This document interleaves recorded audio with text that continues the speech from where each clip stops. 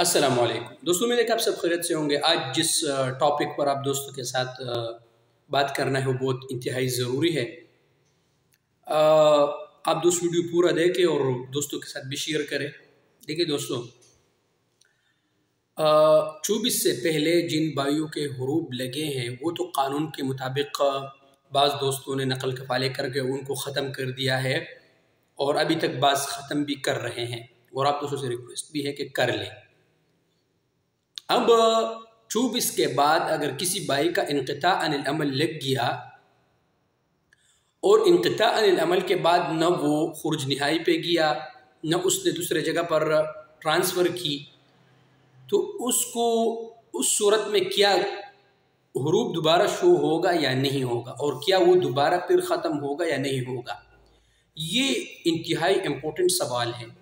देखिए दोस्तों, आप लोग इस बात का ख्याल रखिए कि जिस नंबर पर आपका अबशर अकाउंट है उन पर जो भी मैसेज आपको आ जाए, अगर आपको पढ़ना नहीं आता, अगर आप उसको समझ नहीं सकते, तो वो किसी को दिखाए कि क्या वो इनक़िता अनिल अमल वाला मैसेज तो नहीं है, क्योंकि इनक़िता अनिल अमल में आपके पास 2 महीने का टाइम होता है। आपने उसी पर अमल करना है और ये सारे सिचुएशन आपने कवर करना है उन 2 महीनों में।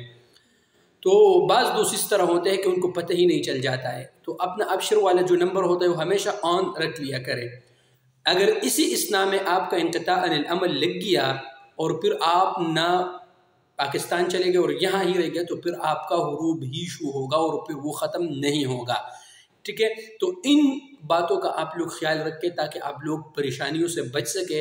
अबशर वाला नंबर हमेशा ऑन रख लिया करें। इसके अलावा जो भी मैसेज आप लोगों को आ जाए अरबी में, अगर आपको पढ़ना नहीं आता तो किसी और को दिखाए ताकि आप लोग परेशानी और मुसीबत से बच सके।